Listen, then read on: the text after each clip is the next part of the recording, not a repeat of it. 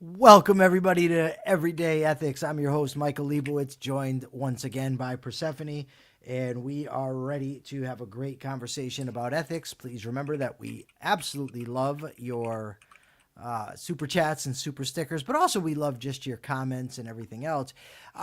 And I just want to remind everybody that last time we were here, Persephone said she would know by Monday whether we could take phone calls. I haven't heard anything about that, so give her hell. It just occurred to me. I forgot all about it too. Oh no, I forgot all about that. Anyway, Anywho, we'll know by tomorrow. Okay, so do you know what the bean soup theory is? no, I do not. Okay. So the bean soup theory is, hi Katie, is a social media something that sort of came about in 2023. All And right. I want to talk about it because it's it's an interesting sort of phenomenon, right? The reason it's called the bean soup theory is because someone was scrolling on TikTok and they came across a recipe for bean soup, and they left a comment on this video that basically said, "I don't like beans. Do you have a version of this recipe that doesn't use beans?" Okay.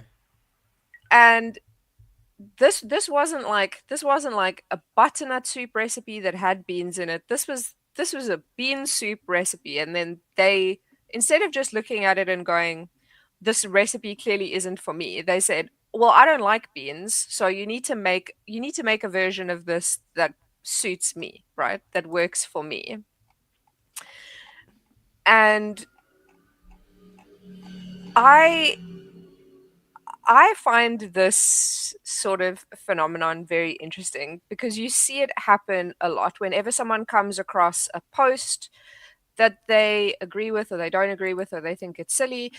Everybody comments, hi. They leave a comment and they're like, this is ridiculous. Why? Like, they come across a recipe and they're like, well, I'm lactose intolerant. Well, I can't eat cheese. Well, I don't agree with this. Well, why aren't you speaking about, you know, why aren't you speaking about this instead of the thing that you're speaking about? Um, so I've been thinking about the bean soup theory today. All right. Um, and all of the reasons why people would come across content which is clearly not made for them, and instead of just saying, well, I'm going to ignore this or I'm going to move on, why people put the obligation on the content creator to now cater to them. I don't know. I don't know why there's like a compulsion to comment on things. Like if I come across something that if it's politics or if it's something that's stating a view, that's looking for interaction, I might comment. But there's a lot of things I just don't care about, and I don't go in and comment on them. I can't tell you how many times I've had people stop, comment on something I posted just to tell me how dumb it is that I posted it. Not disagreement, nothing. Just, oh, this is stupid, or you shouldn't even have a podcast. It's like, oh, all right. I mean, if you don't like it, don't tune in. I Bean don't. bean soup theory, there is this idea that everything that happens needs to conform to what you want, you know? If you come across a video on your For You page, or like when you're scrolling on TikTok or you're scrolling on the YouTube Reels, you see a video, you've got this weird idea that this content should cater to you. And if it doesn't, then you're almost like, well, why does this exist? If it doesn't serve me, then why does it exist? Why am I Yeah. seeing it if it's not made for me? But instead of people realizing that, like, well, not all content in the world, not everything is designed specifically for you. Some things are made for other people. Instead of just realizing that, they like stomp their feet and they go, well, why isn't this made for me? Adjust this so that it's made for me. And that it goes beyond just like leaving comments like, well, is there an alternate recipe for this bean soup? And it turns into, this kind of content is triggering for me, therefore you shouldn't speak about it. Yeah, I don't know. I mean, this whole world of social media is so bizarre to me in so many ways. Um, like the problem is you can have, I think, a big problem. I'm not going to say the problem, but a big problem is this. Let's say somebody puts something on social media and they want to discuss the Copenhagen interpretation of quantum mechanics. And let's say that this is a physics professor, and he puts that out there. Everybody from PhDs to someone who's never read a book on the subject is free to comment on this. And not only are they able, but they will. See, I wouldn't. I mean, if I'm with, for instance, my friend Subby, he does landscaping. And if he gets into the technique for the trimming, this, I don't feel the need to jump in and give my viewpoint on it. Nor if I talk to my friend Carlos, the hair braider, do I feel the need to tell him my thoughts on how he should braid hair, or Brent, the carpenter, carpenter. I don't tell him how to design things because I don't have a goddamn clue. But social media, everybody, it seems, or not everyone, but a lot of people think that they have to comment on things. That is just bonkers to me. I don't. And to be fair about this, even when I was in prison, this stunned me to the degree to which people who had never read a simple introductory economics book would comment on economics. They wouldn't, comment on a whole bunch of other things, but when it came to economics, they all knew what was. And it's just like, I don't know. I don't have that compulsion. If I want to know about a subject, I'll study it. If I don't, I don't, and then I'll just shut my pie hole. But a lot of people, that's what they feel the need to do. I don't know. Nicole said narcissism, and I think a little bit of it is narcissism. Well, not narcissism, that's like the wrong word, but it is just this weird, the world should cater to me and everything that I want. That was the one thing that I wanted to talk about.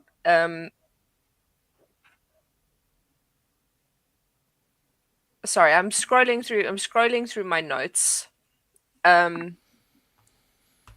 Okay. Oh, the other aspect of this bean soup thing, in the econ, one of the econ articles that you sent today, he spoke about the people who require accommodations in when they're doing their tests and stuff, right? Oh, and the economics article from earlier.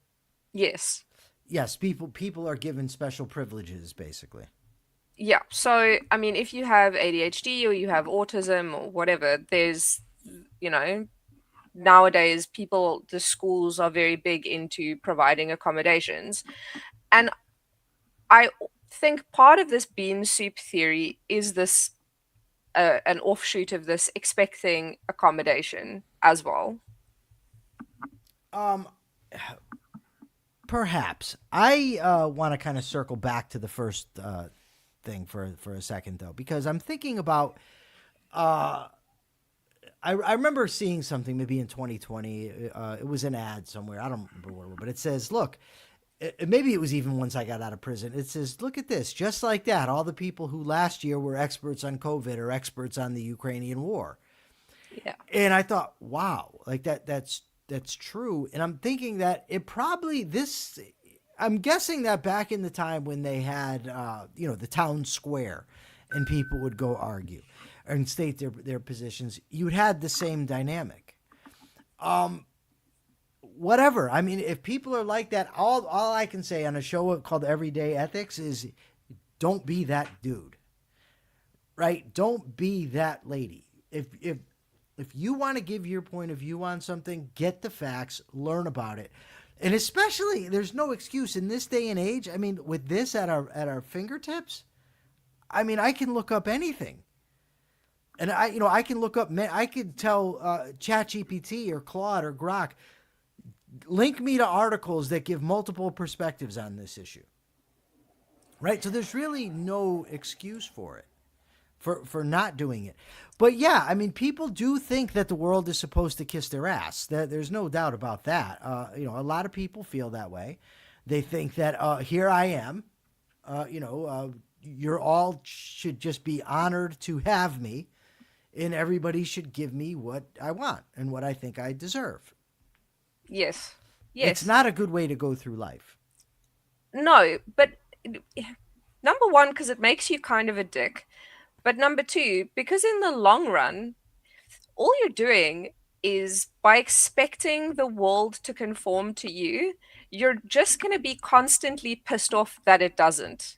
Right. Because it never will. The world is never going to conform to you. And if you somehow manage to curate a life for yourself where you only ever see the things that you want to see and you only ever hear the opinions that you want to hear, your life is going to be so dull.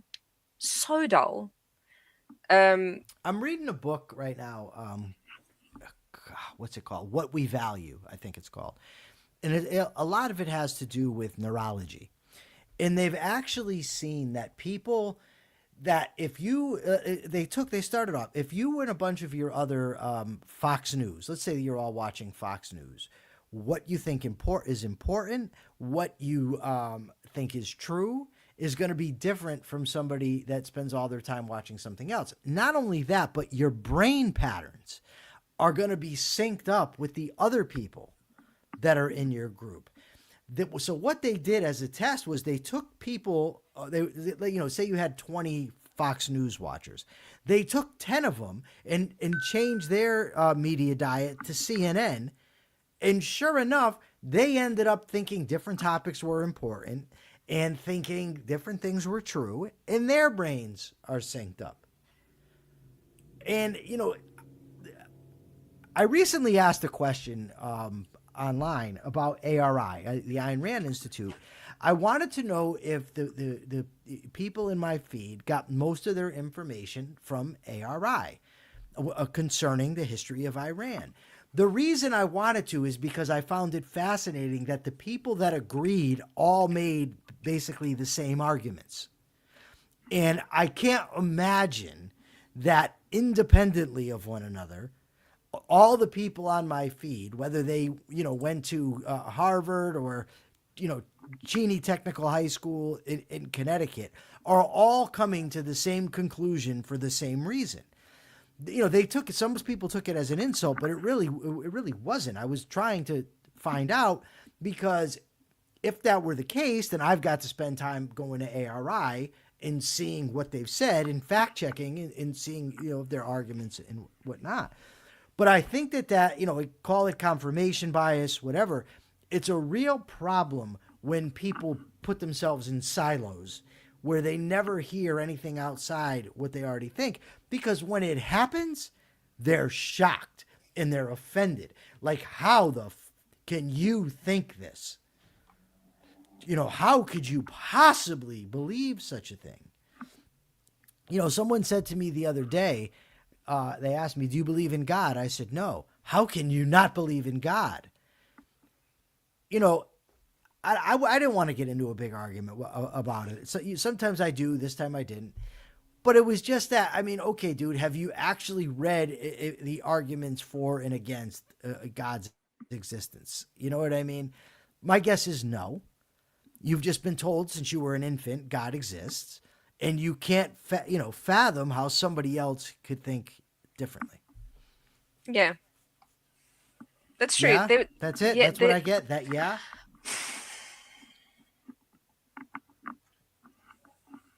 donate in the chat if you think Mike should stop being a dick. Diana told me the other day, sometimes maybe you tease your friends too much. I No, don't know. I don't think so. I don't know. I don't think so. I think you have a very good balance. There is a guy on TikTok who posts a lot of videos about sort of this some of the classic arguments that Christians make, and he turns them around about this mystical other god that he's created, and he says, "Do you see how the argument sounds to someone who is not a Christian?" Because he goes, "Well, I don't know how to explain this. I don't know how to do it justice. There's a great guy on TikTok that does something similar. All right, Um, everybody, we can wrap it up. There's a great guy on TikTok. Go find him. I guess no. under the rational egoist Yes, yeah. on There's TikTok. there's a great guy there. This guy the other day, not the other day. Jesus Christ, I'm all screwed up now. Have you ever seen the thing? Ricky Gervais, I believe he was on. What's that guy's name? Colbert. It might be somebody else, but I think it was Colbert. And Colbert says to him, "How do you not, how do you not believe in God?" And he says to Colbert, "Really, I only believe in one less God than you do, because there's a whole lot we could choose from, whether Yeah, we want that's to believe. And you disbelieve in all of them but one. I just don't believe in that one." And I don't know if Colbert, if that penetrated his mind, but I once read an essay called oh God, I can't remember the God's obituary or something, and it was like thousands of gods throughout history that were no longer taken to exist. So Ricky Gervais is the best. Nicole Hingle says, "I thought I was the best, but I'll go for it. I'll accept this."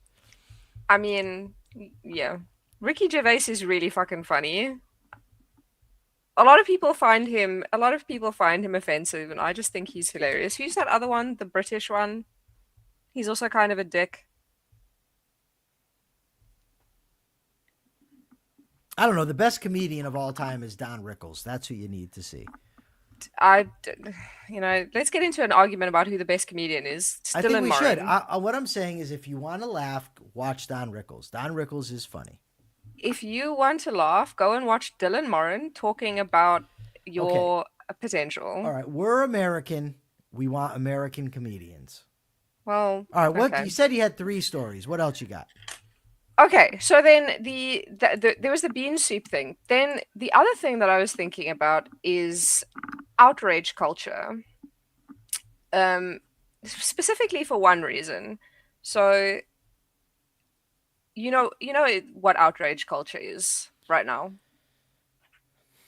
Okay. I'm This not I slow. I could, even if Okay, I'd never heard the just term, I could pick up on it. you can pick up the context. Okay, Yeah. so let me explain why I was thinking about it. So there is a guy once again on TikTok. Also, thank yous. Yes, it is Jimmy Carr that I'm thinking about.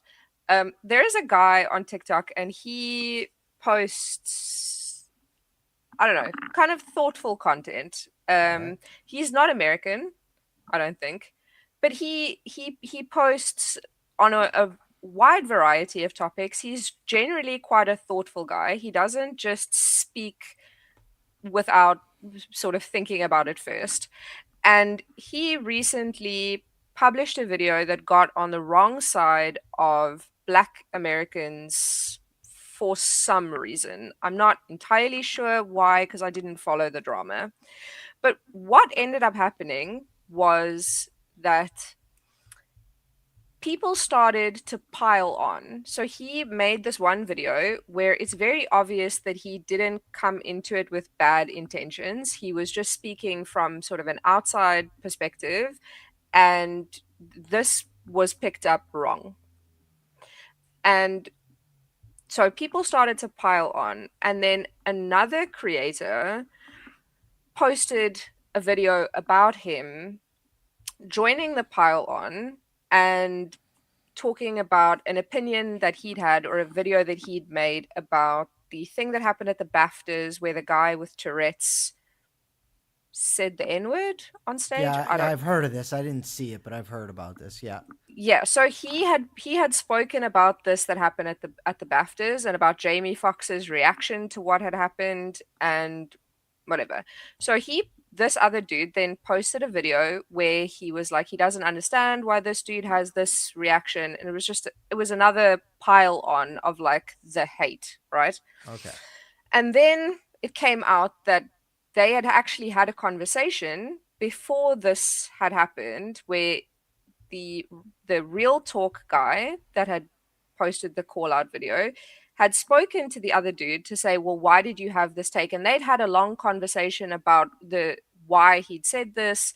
And this was like 3 weeks ago. Now, when all of the outrage started about this other thing that he spoke about, Carter Brown, I don't know. This dude decided that he was now going to post this video and add to the pile on and add to the hate, even though he knew what he was saying wasn't true. Okay. Okay, so my weird question in that giant mess is number one, what do you think about this kind of thing? This sort of pile on thing that happens when someone does something wrong? Okay. So I think that social shaming serves a legitimate function. I think that people should know that there's consequences for their behavior. The flip side of that, of course, is political correctness, cancel culture, where now you're like looking to be offended. And what did this guy say? Did he? Whoa! Look what he uttered, and we get rid of him. And it seems like we vacillate between the two extremes. We can't just find that the happy medium where if somebody is an extremely unethical human being, we don't want them in around us. But if somebody slips up or says something that's on the edge, I mean, so that's kind of my thinking on this. uh I don't want to just say just do whatever you want. Like, I think we've gone way too far now. These people on X, the stuff that they say is so repugnant to me, and it's all in the name of look how edgy I am. You're just an asshole. You're not edgy. Yeah. So, but at the same time, I don't want these people thrown in jail. I'm a free speech guy. So I think that there's kind of a balance, I guess, that needs to be struck in my view. I mean, I agree with you. I Formulate a question. Do you think that joining in on when these sort of pile-ons start to happen, do you think that that is ethical? It depends. I mean, what are you piling on for? Like, are you doing it because you want to fit in with the crowd, because you just want to be mean, because you want to be a dick? You know what I mean? Or do you legitimately want to express moral disapproval towards somebody who deserves to be disapproved of? A lot of times I've seen online, it's just they think they're having so much fun. They're like, it reminds me of high school, where they act like that. So, and that's pretty grotesque. It's childish. I don't know. So that's my thoughts on the subject. So, I mean, joining in on a pile-on is okay if you're doing it for the quote unquote right reasons. If someone does something that is genuinely fucked up and morally questionable and people are dogpiling them, then it's okay to continue the dogpile. I don't know what you mean by dog pile, Persephone. I guess is Okay, kind of so is kind of what let I'm me talking about. If you're let, talking about where you just keep wanting to like somebody's already suffered enough and you just want to keep doing it. I mean, okay, like, let me give you a concrete example of another person that this has happened to and what exactly happened. Would that help? I mean, examples always help. Okay. So there is another content creator called Joey Swole. And Part of Joey them. Swole, you've heard of him. Yeah. Okay. Joey Swole said something in a video. He said something that was kind of un-PC. I don't think he did it on purpose. But it was kind of a shitty thing to like everyone acknowledged that it was a bit of a shitty thing to say.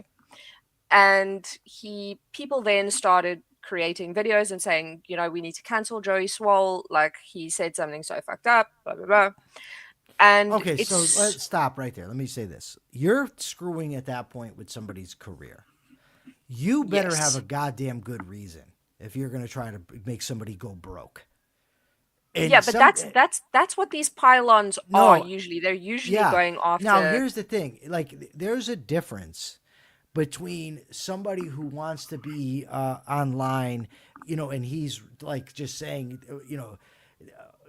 he's just racial minorities, this, blacks, this, Puerto Ricans, that, and that's his thing. And you're like, listen, this dude needs to be called out and canceled. In somebody who, out of anger or, he slips one time and says something, and now you're saying cancel his career. There's a big difference. There are people for whom I think should get fired for the things that they do, but most of the Mm. time, or at least a lot of the time, I don't think so. Bye, Nicole. Bye, Hi, Subby. Nicole. Oh, I thought Subby was saying bye too. Um, there's also a bit of social pressure in these kinds of situations when, or people can feel some social pressure if everybody in their, let's just say, tribe, if everybody in their tribe is piling on to a person, there's a bit of pressure to conform to that and pile on. Happens on Twitter most, because I think it's easier to do on Twitter or on Uh, Facebook. See, maybe I'm having the problem because I don't relate to this. Like, I don't have that desire. I'm not looking to go fit in with everybody. You know what I mean? So, like, I have a hard. No. I don't. It's so stupid. It's like, oh, it's like, get, shut up. You're just a dick. Like, you're not funny. You're not cool. You're just an asshole. Yes. Well, I mean, no, you don't have this problem. From everything that I've seen about you, you don't have this problem. A lot of people do though. A lot of people do still, at the core of them, still want to belong to a tribe. Even some objectivists and who people who Some. claim hmm, people who claim to be, individualists, they, when you get right down to it, they still want to belong to a tribe. It's just the Well, tribe has a different name. Well, see, okay. I don't think it's wrong or unhealthy to want to have to be in a group of friends or like-minded No. people to associate with them. I think it becomes a problem when you're willing to sacrifice the truth or sacrifice what's right in order to be accepted. Yes. See, I want friends. I want my friends to like me, but I'm not going to turn into something I'm not to please them. That's not going to happen. Yeah, but I mean, that's the difference between having a group of friends and being tribalistic in your thinking. Sure, I just want to be clear that it's not a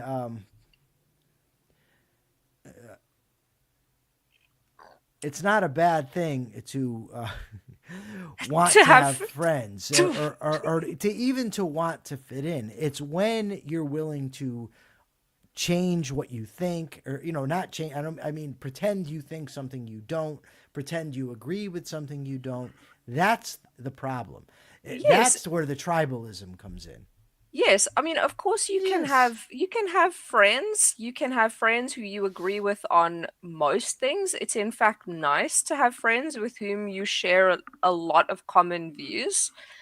Like, of course that's nice and that's good. No one, I don't think anybody thinks that you should just be like man alone fighting with Well, everybody I and just want saying, to be "Oh, clear that it's a normal, healthy thing to want to fit in with some groups.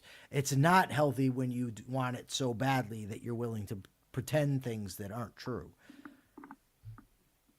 or shun other people who don't agree with your group's um Yeah, again, if it's a simple disagreement, then you're right. I just you when when you're like this one you just talked cla about, what this guy did or said one thing, that's fine. Or if somebody puts out a view and you disagree, that's cool, that's fine.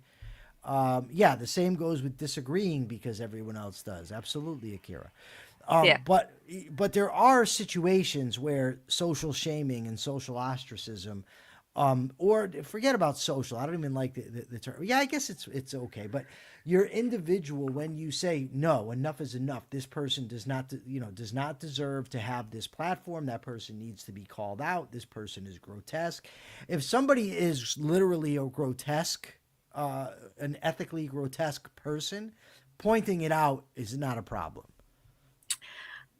I think it's okay if someone does something truly despicable and 1,000 people come to the conclusion that they think that this person should be called out. I think that what becomes problematic is when someone does something, one or two people decide that that person needs to be called out, and then everybody, without Okay, yeah. fact checking, starts to Yeah, pile that's on. garbage. That's a garbage way to think. It's garbage. But to be honest, if you're just taking some people's word for it and you haven't checked yourself and you're willing to try to ruin somebody, that's a shitty thing to do anyway. Yes, I think if there are like serious allegations, then you should fact check. You should take context into account because sometimes what happens is that videos will be taken out of context and then they'll just post that snippet and they'll go, look at what a dick this guy Right, is when right. it's like a Yeah, out for of sure. context clip. All right. I've got to prepare. I've got a show to do at 4 o'clock. So we're gonna wrap up for today. We will be back here again tomorrow at 2:30 Eastern Time. So thank you everybody for being here today. Thank you for participating in the conversation. We will see you back here again tomorrow, hopefully. Remember to like, share, and subscribe. And until then, please be ethical.